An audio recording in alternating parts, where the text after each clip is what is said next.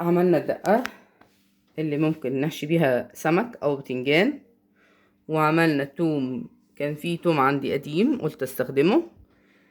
احنا في ظل الغلا اللي احنا فيه ده محتاجين لتوفير في اي حاجة. وعملنا الشطة الحامية اللي هي ممكن نعمل منها المخللات او نضيف منها على اي دقة احنا ممكن نستخدمها، او اي تتبيلة، بس حاجات بسيطة لان هي معمولة بفلفل حامي قوي. وما تيجي نشوف الفيديو افضل ونشوف عملنا ايه ونشوف تفاصيله بالظبط. يلا بينا. بسم الله الرحمن الرحيم. السلام عليكم ورحمة الله وبركاته. كل سنة وحضراتكم طيبين بقرب الشهر الكريم ان شاء الله. يا رب كده دايما بخير وبصحة وعافية وسعادة كل اهالينا وحبايبنا واخواننا في مصر وخارج مصر.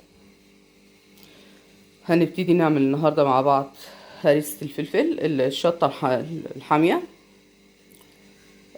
طبعا احنا في توقيت كل حاجة فيه غالية، فانا عندي التوم القديم لقيت فيه شوية كويسين كده، قلت ابتدي بيهم يعني اعملهم اي حاجة استفاد منها من ضمن تحضيرات رمضان ان شاء الله، على بال ما اجيب توم جديد لان انا ما جبتش لسه يعني في البداية ما كتيرش، فعشان كده انا ما قلت مادام عندي استغله.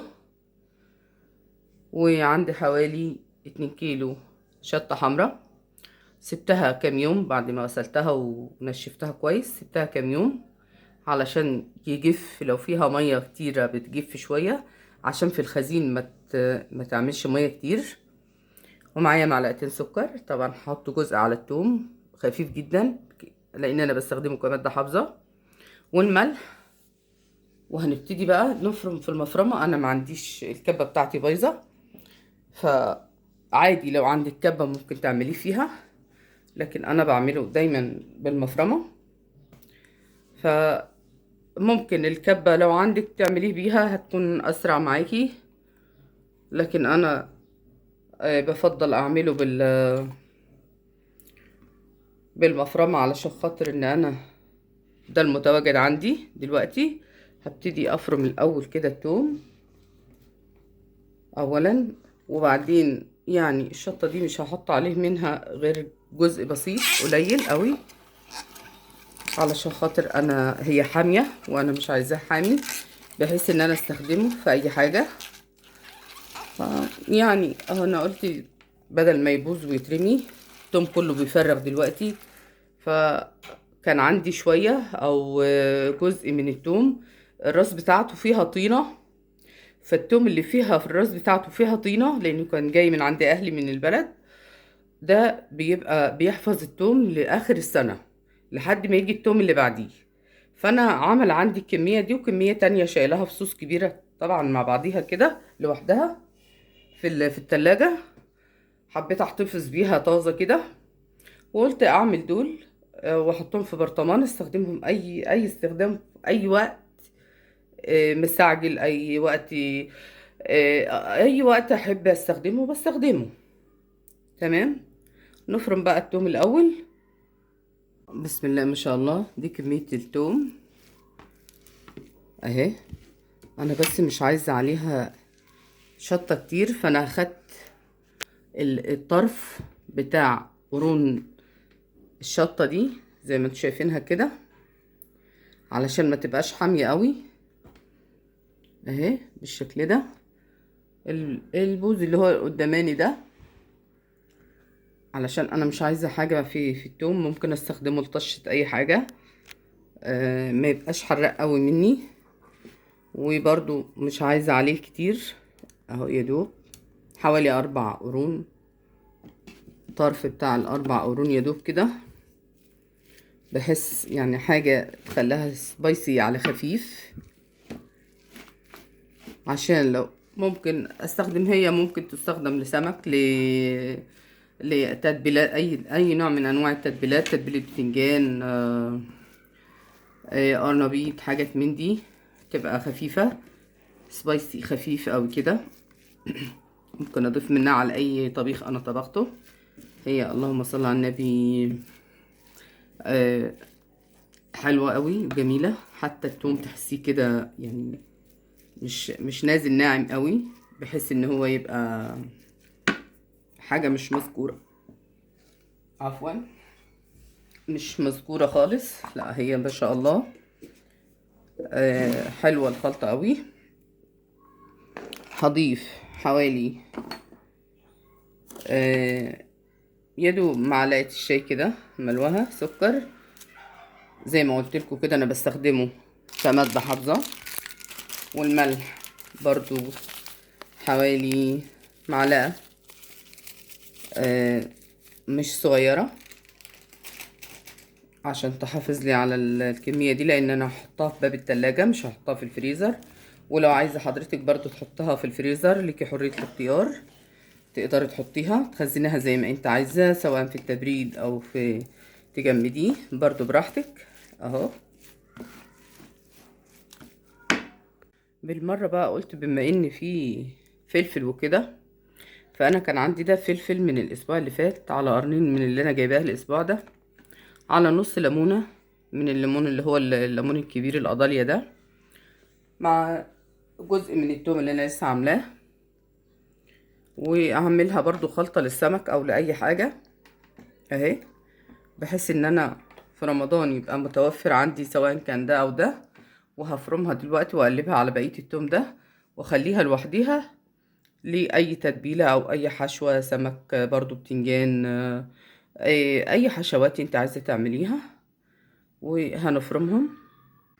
ده الفلفل الاخضر بعد ما فرمناه على جزء بسيط قوي من الشطة الحامية. على فكرة انا حطيت كمان عليها بصلاية صغيرة مع الثوم والنص ليمونة. طبعا الليمونة اللي هي القضية ريحتها حلوة قوي، مخليها الريحة حلوة. وابتدينا نفرم هنا في الفلفل الحامي اللي ده بيتخزن طبعا على مدار السنة استخدمه. يدوب ما بنحطش عليه غير الملح،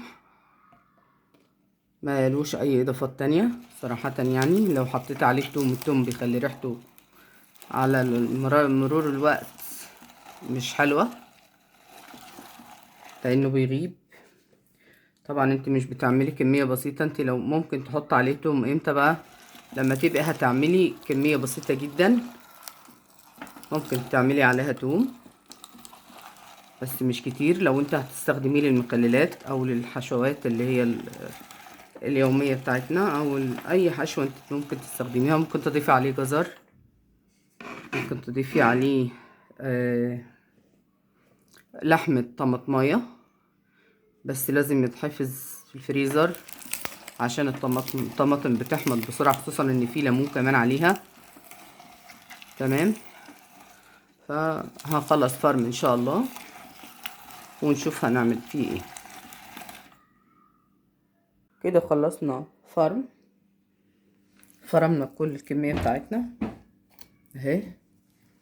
دي كمية حوالي 2 كيلو زي ما انتوا شايفينها كده. وده اللي قلت ايه نعمله على شوية التوم اللي هو الفلفل الاخضر وكده، وعليه جزء بسيط من الفلفلة دي او الفلفل الحامي ده، مش كتير علشان منين ما اعمل اي دقة وانا عندي اطفال ولا كده ما تبقاش حامية قوي عليهم. هنروح نشوف هنعمل فيها ايه. دي حوالي معلقة سكر كده صغيرة، دي معلقة شاي صغيرة خالص هحطها هنا برضو، مع جزء مش كتير من الملح علشان اما اعمل الحشوة بتاعتي ما تبقاش حادقة قوي. ده هنا على اللي هو الحشوة اللي هتبقى استثنائية كده عندي، تقعد معايا حوالي اسبوع 10 ايام بس مش اكتر يعني، لان دي ما بتستحملش كتير عشان عليها كمان ليمون.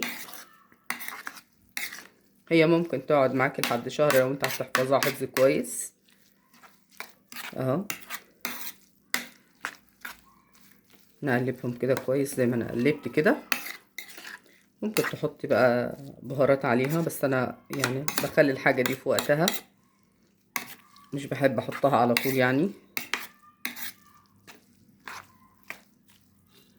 انا بعملها كده بالنسبة لنا لما بيبقى فيه سندوتشات بانيه او اي حاجة زي كده، بنستخدمها جنب الطحينة او التومية مع السندوتشات. بنحط معلقة في طبق كده للي عاوز يحط في السندوتشات. تمام، خلصنا من دي شوية ونعبيها. لما نشوف دي هنعمل فيها ايه. هنحط لها برضو كمية السكر اللي باقية تقريبا اقل من معلقة سكر كبيرة، هنحطها بالشكل ده. تمام كده. الملح بقى هنحط نسبة كويسة عشان ده بيغيب معايا وقت كبير، لازم احط كمية حلوة. يعني انا ممكن احط ادي كيس ملح، حطيت يا دوب اخدت من كيس الملح ده حوالي معلقتين، ومن التاني هحط شوية بس مش كتير برضو، قيمة معلقتين كده، على اساس ان انا كده يعتبر اخدت الكيس الملح فقط مع معلقة السكر كده.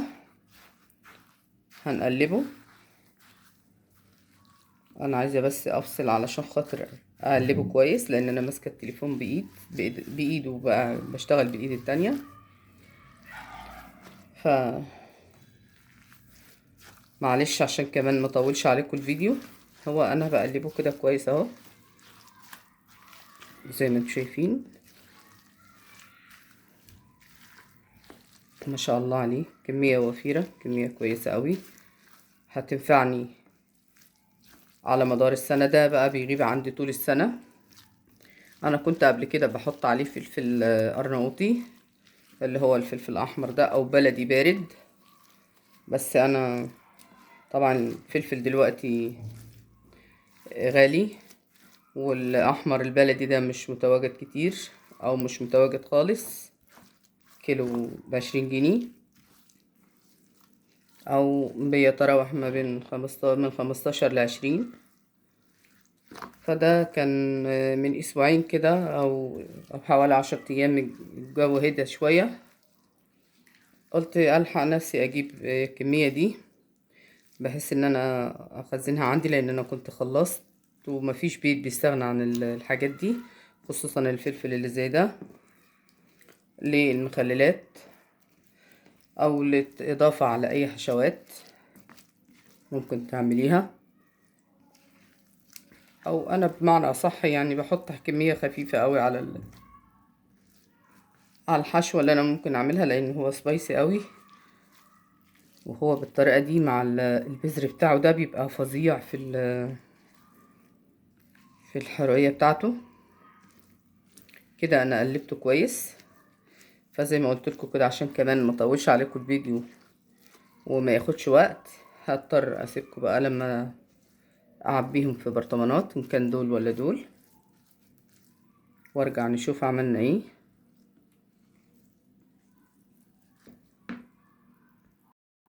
كده خلصنا. تعالوا بقى نشوف عملنا ايه من تاني. دي هريسة الشطة اللي احنا بنعمل منها المخللات. دي عبارة عن في شطة حامية قوي.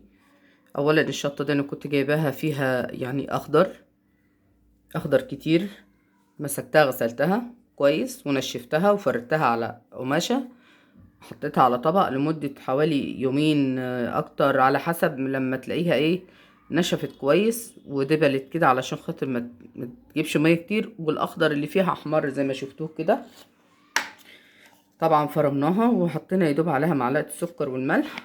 السكر بيستخدم كمادة حافظة،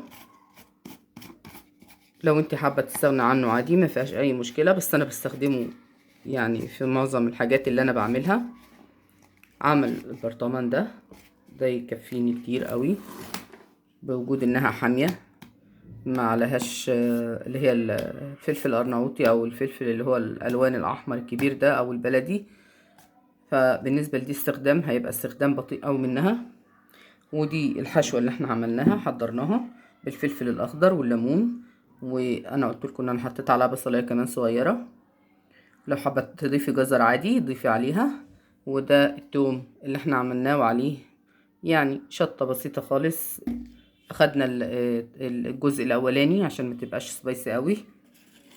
تمام. ويبقى عندي الحاجة دي جاهزة، هي تكفيني، ممكن تكفيني طول رمضان لو انا العدد عندي قليل.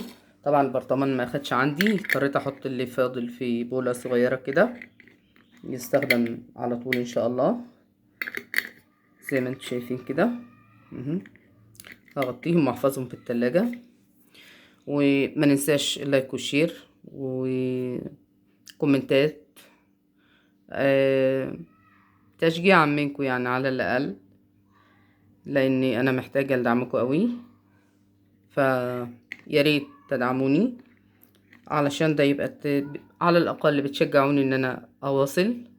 لكن انا مش شايفه كومنتات ولا في تشجيع خالص ولا حتى مشاهدات قد كده. فياريت رجاء منكم ان انتوا تقفوا جنبي بدعمكم، واشوف وشكم بخير ان شاء الله. فيديوهات كتير جايه، وياريت اللي يشوف قناتي لاول مره يعمل اشتراك ولايك علشان يظهر له مني كل جديد باذن الله. كل سنه وحضراتكم طيبين، وعد عليكم الايام دايما بخير وصحه وسعاده. السلام عليكم.